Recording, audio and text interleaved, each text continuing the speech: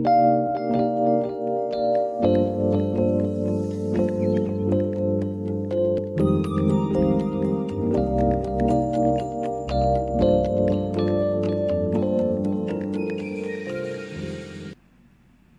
dans le Seigneur, que Dieu te bénisse. Bienvenue à ce numéro de Vérité Véridique.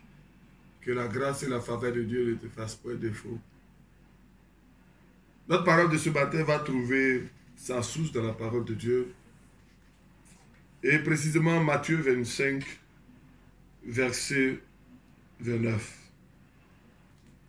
Car on donnera à celui qui a, et il sera dans l'abondance, mais à celui qui n'a pas, on notera même ce qu'il a. Bien-aimé dans le Seigneur, quand je lis cette parole, ça m'envoie à me poser beaucoup de questions. Cette parole a été donnée après, dans la Bible, j'ai trouvé deux endroits où cette parole a été donnée. En Matthieu 13, verset 12, après que Jésus a donné la parabole du semeur. Ensuite, en Matthieu 25, après qu'il ait donné la parabole du talent, la même phrase, le même verset revient où il dit qu'on donnera à celui qui a et on arrachera à celui qui n'a pas. Quand tu regardes du point de vue réel, tu te poses la question, celui qui a, est-ce qu'on doit encore lui donner? Point d'interrogation. Pourquoi doit-on donner à celui qui a déjà? Mais là où la question se pose, c'est un peu plus difficile à comprendre au premier plan. C'est quand la Bible dit qu'on va arracher. On va arracher à celui qui n'a pas. Celui qui est censé ne rien avoir, qu'est-ce qu'on va lui arracher? Puisque la Bible même dit qu'il n'a pas. Quand tu lis ce verset, ça t'amène à t'interroger. Pourquoi devons-nous... La logique voudrait qu'on donne à celui qui n'a pas et qu'on enlève même un peu à celui qui a pour donner à celui qui n'en a pas. Mais ici, la Bible dit que celui qui a déjà beaucoup, on va lui donner encore plus. Et celui qui n'a pas, on lui arrachera ce qu'il a. Bien-aimé dans le Seigneur, aujourd'hui, je ne vais pas intervenir, je ne vais pas trop insister dans cette première partie sur celui qui a, à qui on donnera. Mais je vais insister, je vais examiner ensemble avec toi comment peut-on arracher à celui qui n'a pas. Si la Bible dit qu'il n'a pas, ça veut dire qu'il n'y a rien à arracher. Il ne devrait rien avoir à arracher. Mais la parole de Dieu dit bien qu'on arrachera à celui qui n'a pas. Bien-aimé dans le Seigneur, je vais attirer ton attention sur quelque chose. Ce n'est pas parce que celui qui a dit qu'il n'a pas, n'a pas. La Bible le considère comme quelqu'un qui n'a pas parce qu'il a ouvert la bouche pour dire qu'il n'a pas. De nombreuses personnes parmi nous, chaque jour nous confessons que nous n'avons pas. Nous ne sommes pas. Nous ne disposons pas de. Nous n'avons rien. Nous n'avons pas. Nous ne sommes pas. Dans cette parole, la Bible dit qu'on arrachera à celui qui n'a pas. La parole de Dieu nous dit, Jésus-Christ de Nazareth nous a dit dans la Genèse, que Dieu a choisi Moïse. Moïse a été prophétisé, la venue de Moïse a été prophétisée. C'est pourquoi quand il est né, dans la période où il est né, on a tué tous les enfants de son âge pour empêcher son avènement. C'est quelqu'un qui avait été prophétisé. Après qu'il ait été prophétisé, Dieu a permis qu'il grandisse dans la maison de Pharaon. Quand le temps de Dieu est arrivé, c'est-à-dire quelqu'un qui, depuis le ventre de sa mère, bien avant qu'il ne vienne à l'existence, avait déjà été annoncé. Il avait déjà été préparé. Dieu lui avait déjà donné tout ce qu'il fallait pour le ministère auquel il est appelé. Mais quand un matin, Dieu l'a appelé dans un buisson ardent pour lui dire que c'est toi que j'ai choisi. Tu vas faire mon œuvre, tu vas parler de ma part. Regardez ce que Moïse a dit. Moïse a dit que lui ne sait pas parler. Dieu, dont la parole envoie à l'existence tout ce qui n'existe pas, Dieu lui dit, tu vas parler de ma part, et lui dit que lui ne sait pas parler. Malgré la démonstration que Dieu va lui faire, il voit la puissance de Dieu manifester, un feu dans un arbre qui ne brûle pas, et la voix de Dieu lui dit, tu vas parler. Il dit, non, lui, il ne sait pas parler. Il prend son bois de berger. Vous savez, le bois de berger est l'expression de la misère en Égypte. Parce que chaque société est organisée, et dans chaque société elle-même, elle se définit le critère de pauvreté et de misérabilité ou bien des classes sociales. Dans l'Égypte, en ce temps-là, les historiens qui étudient ont considéré le métier de berger comme le métier le plus bas Et le bois qui est dans ta main, dans la main de Moïse, était ce qui était la manifestation de son choix d'être berger plutôt que d'être appelé fils de la fille de Pharaon.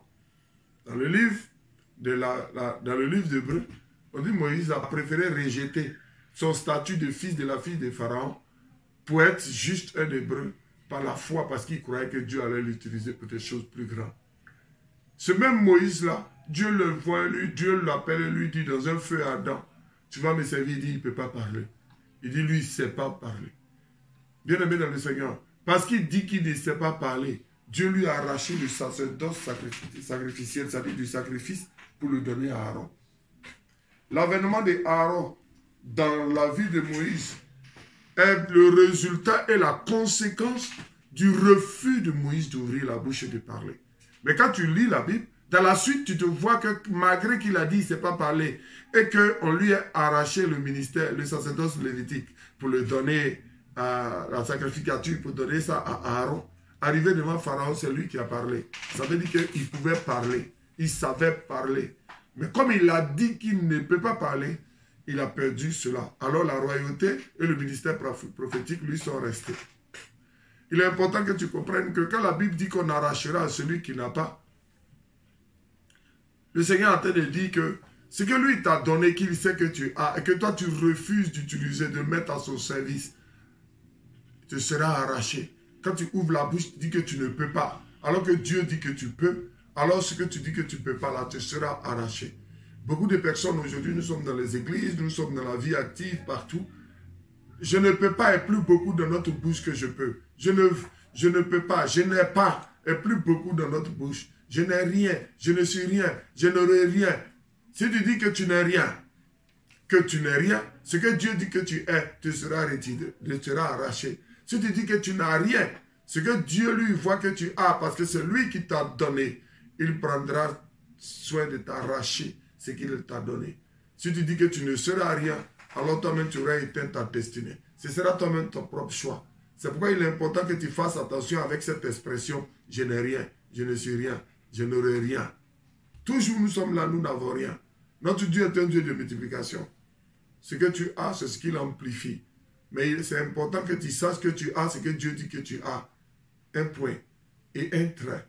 À partir du moment où Dieu dit que tu es quelque chose, bien aimé dans le Seigneur, par la foi, il faut saisir cette parole et déclarer que tu l'es. C'est Dieu qui se chargera de te faire en sorte que tu sois ce qu'il a dit. Toi, tout ce qu'il t'a demandé, c'est de croire.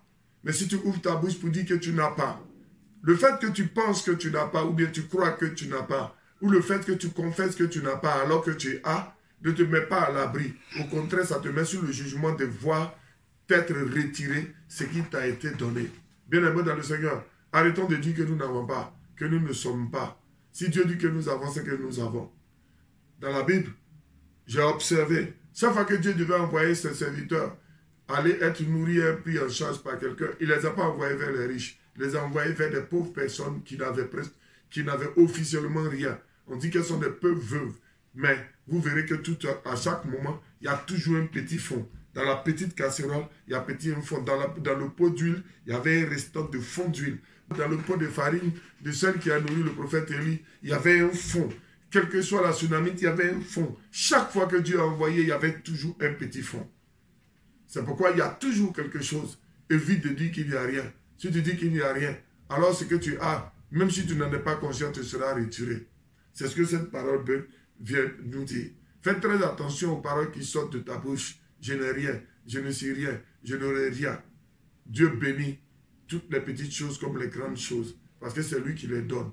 C'est lui qui prend dans la poussière et qui fait asseoir la table des rois. C'est lui aussi qui prend des rois et les fait et les ramène dans la bouche pour manger de l'herbe, comme il l'a fait pour le roi de Babylone. Je voudrais t'exhorter à faire très attention. Tu as quelque chose, il y a toujours quelque chose. Parce que la Bible dit que tout ce que notre Dieu fait est bon. Quand il a créé le ciel et la terre, on dit, il trouva que cela était bon. Quand il a créé les poissons, il a dit que cela était bon. Il a créé les arbres, cela était bon. Il a créé les animaux, cela était bon. Quand il t'a créé toi et moi, il a dit que cela est très bon. Il n'y a pas de hasard. Tu n'es pas le fruit du hasard. Si tu es venu à l'existence, quelles que soient les circonstances qui t'entourent, il est important que tu comprennes qu'il y a quelque chose que l'humanité attend que tu lui donnes. Parce que toi-même, tu es un don. Arrête de dire je n'ai pas. Arrête de penser que tu ne seras rien. Arrête de dire que tu n'auras pas. Tu as, parce que Dieu a dit que tu as. Étant donné que Dieu ne fait pas de mauvaises choses et que tout ce que Dieu fait est bon, alors tu es une bonne personne.